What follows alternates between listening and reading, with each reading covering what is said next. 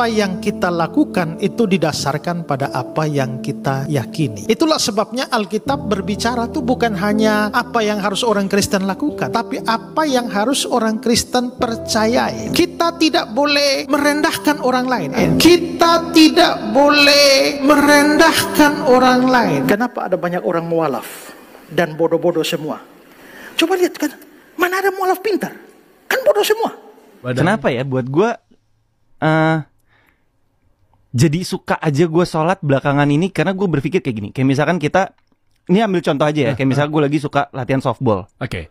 Gue latihan terus sampai gue bela-belain. Masa buat sholat nggak gue bela-belain bangun subuh atau set alarm di tiap mau jamnya sholat. Sama aja kayak gitu loh. Kenapa gue mau sholat ya? Karena ada yang harus gue latih sekarang.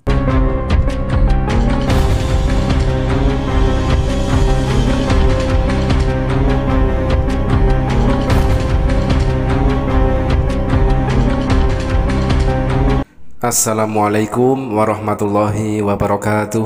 Sahabat beriman, berjumpa kembali di Bintang Mu'alaf Channel. Mudah-mudahan kita semua selalu sehat walafiat di dalam lindungan Allah Subhanahu wa ta'ala, dideraskan rezekinya dan juga dimudahkan segala urusannya. Salam satu Tuhan, Allahu Akbar.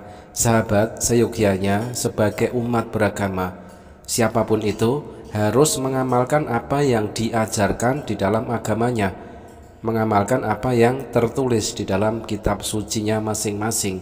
Nah, di dalam video kali ini kita akan tampilkan sebuah video lagi-lagi dari Pendeta Ezra Soru yang katanya juga membahas tentang pengamalan dari ajaran di dalam agamanya.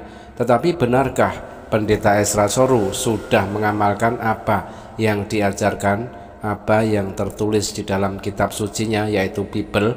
Apakah Pendeta Ezra Soru sudah mengamalkan apa yang diajarkan oleh Yesus? Dan nanti kita juga akan tampilkan video short dari seorang mu'alaf yaitu Marcel Darwin.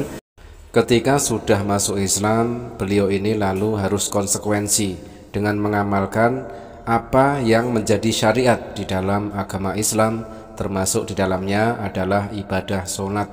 Nah sahabat, bagaimanakah videonya? Mari kita simak sebelum kita reaction lebih lanjut.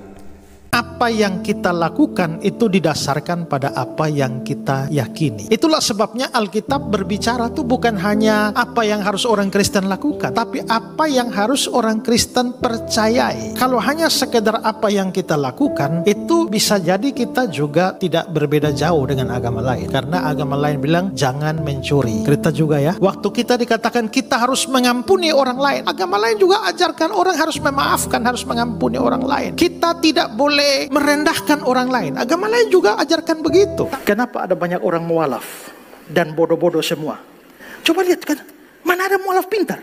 Kan bodoh semua.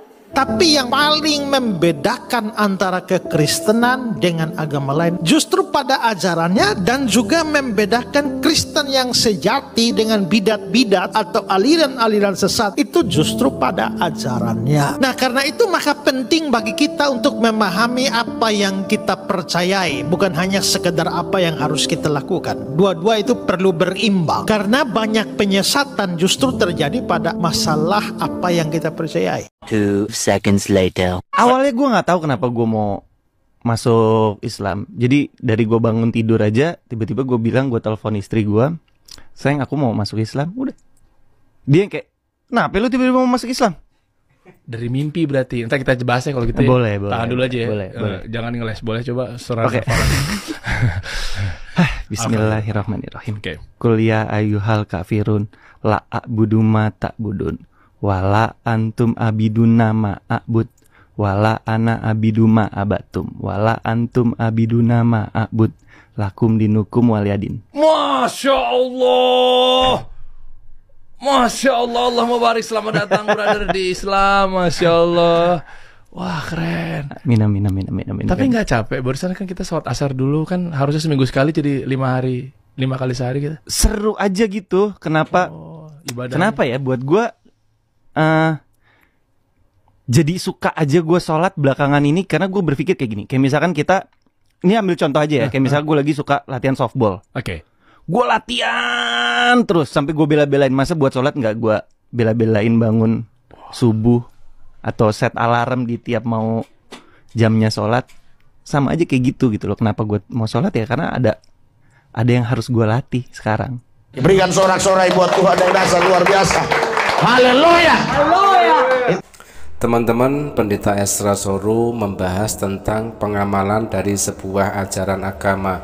Tetapi kita langsung bisa melihat di situ ya, apa yang dia katakan berbeda dengan apa yang dia lakukan, bahkan bertentangan. Pendeta Ezra Soru mengatakan kita tidak boleh meremehkan orang lain, tetapi di sisi yang lain pendeta ini menghujat, menghina, dan menuduh, bahkan memfitnah semua para mu'alaf itu bodoh. Nah, apakah ini sesuai dengan apa yang dia katakan di awal, bahwa kalau di dalam kekristenan itu harus mengamalkan apa yang menjadi ajaran, tidak hanya mempercayainya saja tetapi juga mengamalkan. Tetapi kita bisa melihat suatu hal yang bertolak belakang yang terjadi pada Pendeta Ezra Soru sendiri. Bisa ngomong tetapi tidak bisa mengamalkannya. Kalau dalam bahasa Jawa itu namanya jarkoni, iso ujar tetapi gak iso ngelakoni. Berbanding terbalik dengan apa yang dilakukan oleh mu'alaf Marcel Darwin ya. Setelah beliau masuk Islam, beliau harus konsekuen mengamalkan apa yang menjadi syariat di dalam agama Islam. Salah satunya adalah sholat. Sebagaimana pengakuannya tadi, Masya Allah sungguh sangat luar biasa mu'alaf Marcel Darwin ya, mudah-mudahan istiqomah. Dan kita akan tampilkan sedikit ayat ya. Ternyata Yesus di dalam Bible juga mengajarkan sholat. Kita akan tengok ayatnya di dalam Matius 26 nomor 37. Dan ia membawa Petrus dan kedua anak Zebedeus sertanya, maka mulailah ia merasa sedih dan gentar. 26 nomor 38, lalu katanya kepada mereka, hatiku sangat sedih, seperti mau mati rasanya, tinggallah di sini dan berjaga-jagalah dengan aku. 26 nomor 39, maka ia maju sedikit lalu sujud dan berdoa, katanya, ya Bapakku, jikalau sekiranya mungkin, biarlah cawan ini lalu daripadaku, tetapi janganlah seperti yang ku kehendaki, melainkan seperti yang engkau kehendaki. Nah, di sini sangat jelas sekali Yesus mengajarkan kalau beribadah menyembah kepada Allah yang Maha Esa dilakukan dengan cara bersujud, dan tata cara bersujud itu diamalkan oleh umat Islam, bukan oleh Ezra Soru. Nah, di sini terbukti siapakah yang mengamalkan ajaran Yesus. Yesus bersujud ketika menyembah Allah yang Maha Esa, tetapi kita bisa melihat Pendeta Ezra Soru dan umat-umat Kristen yang lain ya, lagi ngapain mereka di gereja? Mereka nyanyi-nyanyi dan bahkan ada yang joget-joget. Apakah itu adalah pengamalan dari ajaran Yesus? Nah, silakan umat Kristen dimanapun berada dijawab, ajaran Yesus yang mana yang kalian amalkan. Demikian sahabat, mudah-mudahan bermanfaat. Jazakumullah khairan kasiron.